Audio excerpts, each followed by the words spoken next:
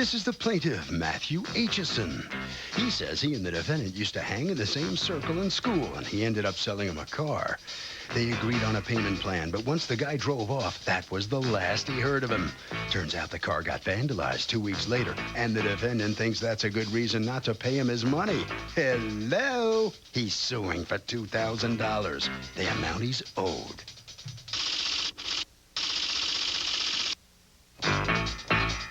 This is the defendant, Zachary Kennebeck. He says the plaintiff sold him a car with a title in some third party's name, so he was unable to register and drive the thing legally. If that weren't bad enough, it stopped working and got vandalized on the side of the road. If he could have produced a title to make the car legal, he would have gladly cut the guy a check, but alas, that wasn't the case. He's accused of taking off without paying. All parties, please raise your right hands. Why did you buy it? In order to resell it? I bought it so I could have two cars and then figured I could make a couple extra bucks, and didn't exactly work out how I planned. Okay. All right, you bought it for how much? $1,900. And you were selling it for how much? $2,000. Well, your needs are simple then. So when you say a few bucks, you literally mean a few bucks. Just a couple. Are you still waiting for your insurance settlement or annuity payments? With Novation, get your money when you need it. Tired of waiting years for your money? Call Novation. If you're waiting for annuity or insurance settlement payments, you can get the cash you need when you need it.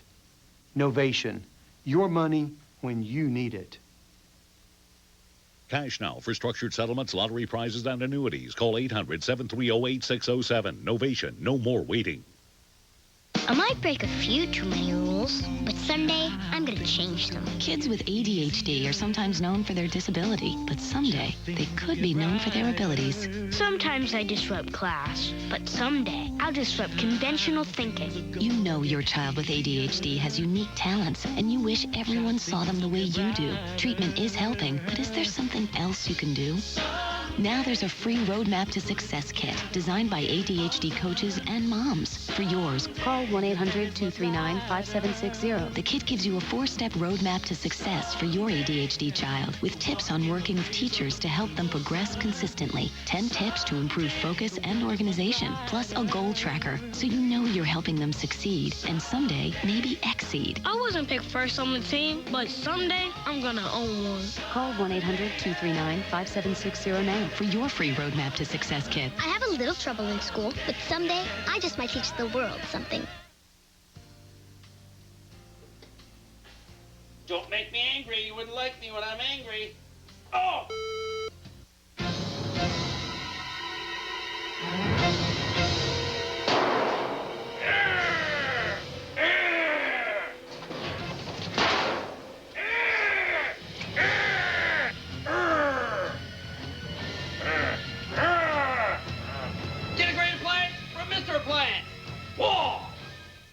A sudden loss of income due to injury or illness can be devastating.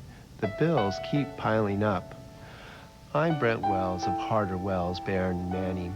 If you are unable to work, we'd like to help you win Social Security disability benefits. To protect your assets, we can talk about bankruptcy protection. If you can't work, we'd like to help. Harder Wells, Barron & Manning. Call 1-800-380-LAWS. And welcome back to the People's Court. Next case in the docket. The plaintiff and the defendant used to hang together in school. Now the plaintiff says the defendant is hanging him out to dry over a car sale. The defendant says, dude, the car you sold me got vandalized afterwards. It's the case of dang me, hang me. Thank you, Douglas. Okay. Matthew Aitchison? Aitchison. You are suing Zachary Kennebeck for $2,000 that you say he owes you for the sale of a car. Go ahead. That's correct. Okay, the car in question here is a 1995 Infiniti G20. Okay. I bought it on September 7th of 2005 and proceeded to sell it to Zach on September 15th of the same year. And a week later? A week later. Mm-hmm. Why did you buy it? In order to resell it? I bought it so I could have two cars and then figured I could make a couple extra bucks, and didn't exactly work out how I planned. Okay. All right, you bought it for how much? $1,900. And you were selling it for how much? $2,000. Oh, your needs are simple then. So when you say a few bucks, you literally mean a few bucks. Just a couple. But, okay, you had paid for the car in full, mm-hmm. the $1,900.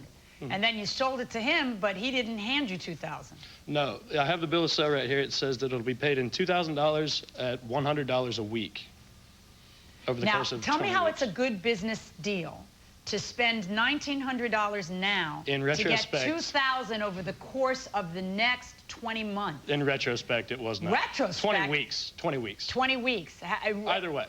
Retrospect or in hindsight or in foresight, it's not such a great plan, is it? No. Because you're taking an enormous risk, which, look at us now, okay, you're taking an enormous risk, and you're only making $100 for taking that risk and spreading out the money. Okay, how old are you?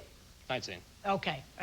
Hopefully your business dealings from here on in will be a little bit wiser, shall we say? I realize this now, thank you. All right. Now, when you bought it, you didn't buy it so that you could have the car? You bought it to flip it? I had another car. I wasn't planning on selling it, but when he came up to me with the offer for it, I decided I don't need two cars, and this is not the one that I'd rather have. All right. So he approaches you, and how long have you known him? I've known Zach since I was 16.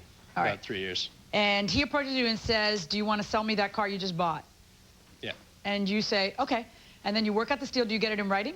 Oh, yeah. I have the bill set right here if you want to see it. Let me see that. Sure. And then, so that's how it's going to work out. And did he ever pay you anything? No. Oh, my gosh. Now, when you bought it, you only had it a week. Had you registered it in your name? No, it was still in the lady who owned it before me's name. I hadn't even had the chance. I probably drove it all of 50 miles, not counting the trip from Seattle to Portland. Well, then how, okay, wait a minute. So if you haven't registered it, you didn't register in your name. No. But you sell it to him in her name. Yeah. And none of this is raising little red flags to you. As far as I'm concerned, the Oregon DMV titles have 2 sets of names on it, so it can be transferred to a third party without being registered in my name. Really? This is what was explained to me by the DMV.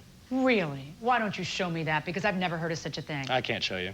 You know why you can't? I'm going to tell you why. Because that's not the case. You may have misunderstood that to be the case, but you can't sell a car that is not registered in your name because you can't provide good title to that car. Now, I understand if you put it in your name and then you sell it to him, but you don't let him put it in his name yet until he finishes paying off the $100 payments. That's fine.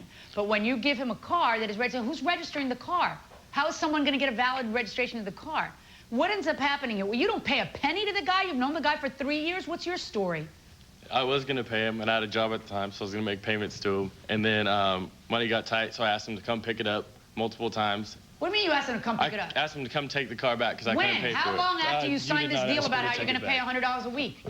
It was a few weeks after. Well, then you missed already a few weeks' payment. Why were you missing all those weeks' payment? Because money got tight.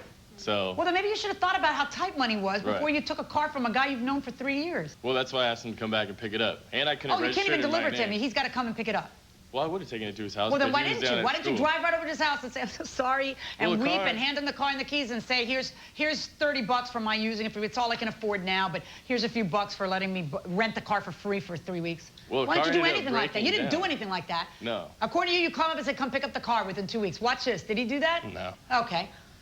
Instead, what do you say he did? He drove it around week after week after week. You're not getting paid. Are you calling him and saying, where's my money? Where's my money? I called him and his house countless times, left countless messages to no avail. That's pretty much when you're thinking to yourself, oops. Boy, was this stupid. Oops, exactly. Okay, oops, okay, to put it mildly. All right, so then at some point in time, does he say, take it back, I can't afford it? No. Never, ever? Never. His mother says that to you? She came up to me a couple times with offers between $1,000 and $1,500 to forget about it completely, to forget the contract. Okay, now why was your mother offering this reduced rate? Because the car ended up breaking down, like 2 weeks after I had it. So I knew that the car had CV joint problems. What had broken down? Well, I had to put a radiator in it like 4 days after I got it because the radiator blew out. I didn't know I had problems with the radiator. And then all the belts were bad, and then one of the belts blew out, and it broke down. So you got the money for that, to keep fixing it so you can keep driving it. You just don't have the money to pay for the privilege No, I had to get the money from my mom to do that. How is it you're driving this car all around town when you can't even register it in your name because it's not even in his name? That was a big risk. And then I didn't... A big risk for who? The people who you crash into? Or you and getting a ticket? Me getting a ticket, and if I were to get in an accident, then... To say nothing of the risk it is for the person whose name the car was still under. Did the car have tags? Yeah. Who put the tags on them? The lady who owned it before me. So she didn't surrender the tag? Oh. It still had Washington plates on it still. Is that where you bought it? Yeah. Honestly. People have to learn to protect themselves from you two. And when they sell a car, they need to surrender the plates so that the government is on notice that the car is no longer in their name. If they do not do that, and there is a car accident,